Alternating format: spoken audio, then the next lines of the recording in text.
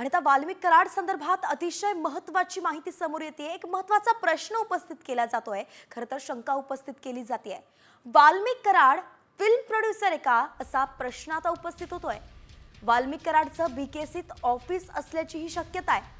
Karad Indian motion picture producer असोसिएशनचा सभासद असल्याची माहिती आहे। तर वाल्मिक कराडचं आय कार्ड आता चांगलंच व्हायरल होतोय आणि यातून तो एक फिल्म प्रोड्युसर आहे का, या क्षेत्रातही तो उतरला होता का, असे प्रश्न आता उपस्थित होत आहेत।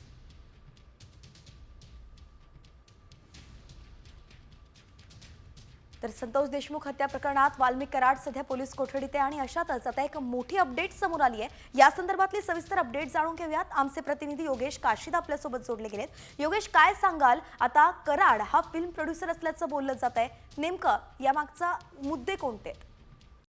कॉमस्कोर नुसार आता isakal.com आहे देशातील नंबर 1 ची मराठी न्यूज वेबसाईट। प्रत्येक अपडेटसाठी isakal.com ला नक्की भेट द्या।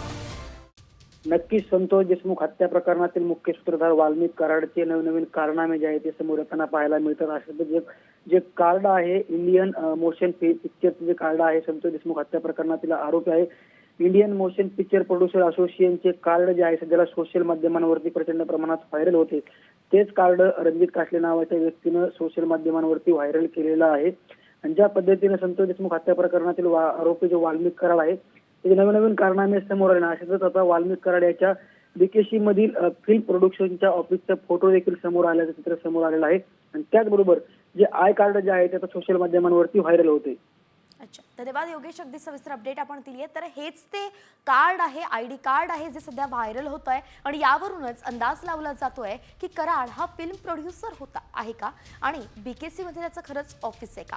आता जसा तपास पुढे जाईल या संदर्भातही तपास केला जाईल आणि ठोस माहिती त्यानंतरच पुढे येईल।